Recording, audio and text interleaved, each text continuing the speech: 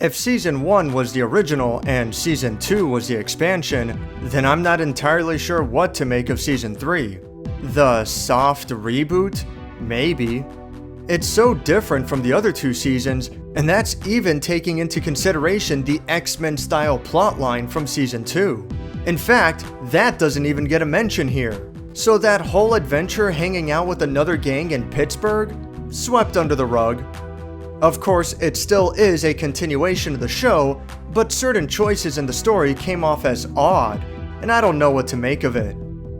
The nerd crew are all still friends in the small town of Hawkins, Indiana, but growing up and new intimate relationships have begun to strain the group dynamic, and some of them are taking it a little worse than others. I'm not trying to be a jerk, okay? But we're not kids anymore. I mean, what did you think, really? That we were never gonna get girlfriends? That we were just gonna sit in my basement all day and play games for the rest of our lives? Yeah. Yes, I did. I really did. Will, come on! There's a theme in this season about growing into your own person and drifting away from old friends, all the while coming to an understanding and respect of each other in the end. It's displayed really strong with Hopper trying to create some space between Eleven and Mike. You can just feel the frustration this guy has to go through. Hey! Hey! 3-inch minimum! Leave the door open 3 inches!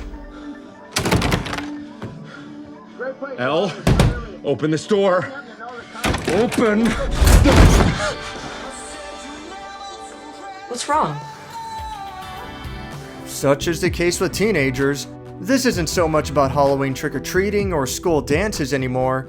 It's about deepening personal bonds and planning for the future ahead. But, as you should well know by now, that's only half the story. Ever since the laboratory shut down, Hawkins has been nice and quiet, until someone decides to stir up trouble with the Upside Down yet again. Another covert government operation? Well, yes, actually, but probably not what you're expecting. It's the Russians this time.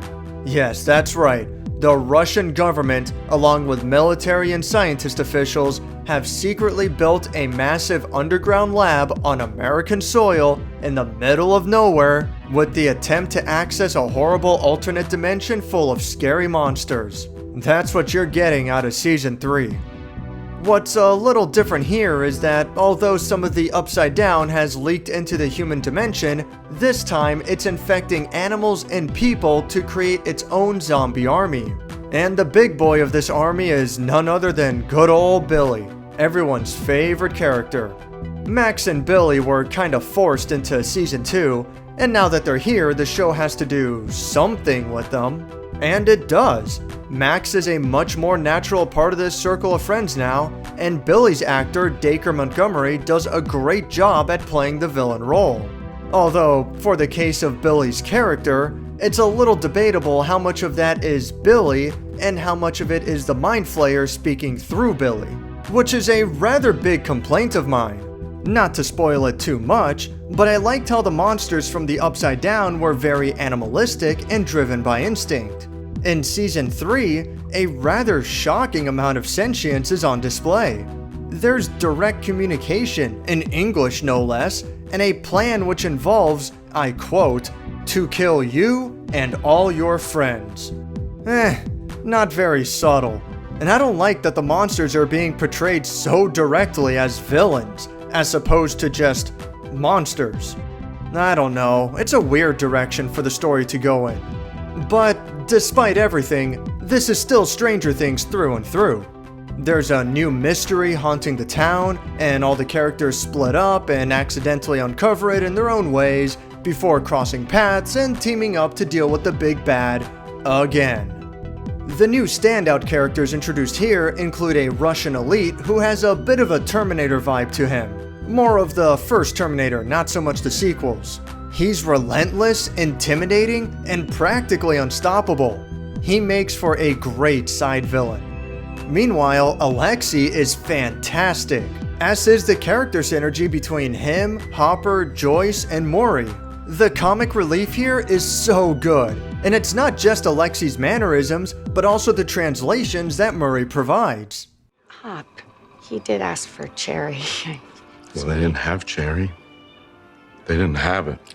And it doesn't matter because it all tastes the same, okay? It is sugar on ice. You tell him that. Tell him what? You tell him that it all tastes the goddamn same.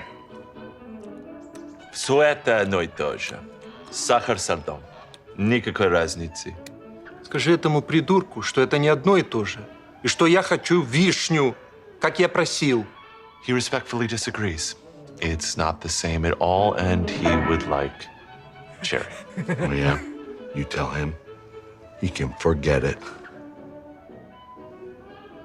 Он говорит, обойдешься без вишни.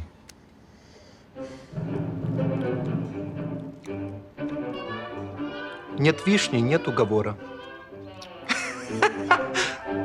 He says, no cherry, no deal. Yeah.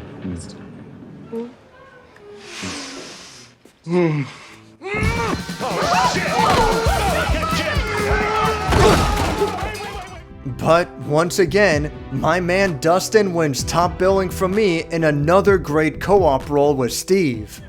Susie must be pretty special, huh? I mean, if you built this thing and lugged it all the way to the middle of nowhere just to talk to her?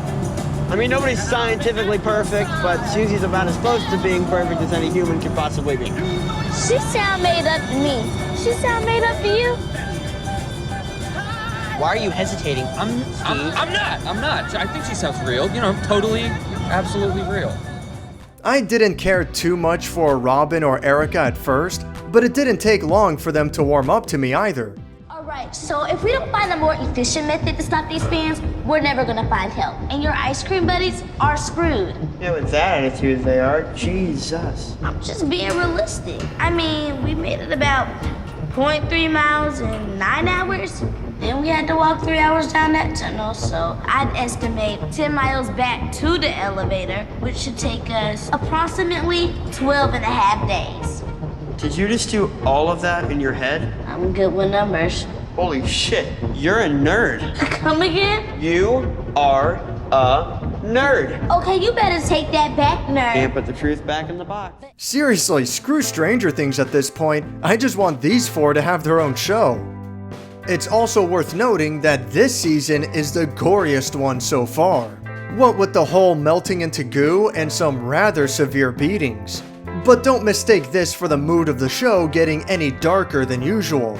As it was pointed out in the comments for my previous reviews, most of the body count in this season comes from unnamed and unimportant characters. And this season tries really hard to get the viewer to sympathize with Billy. It wasn't the direction I was expecting, and I'd say they did pretty well with it.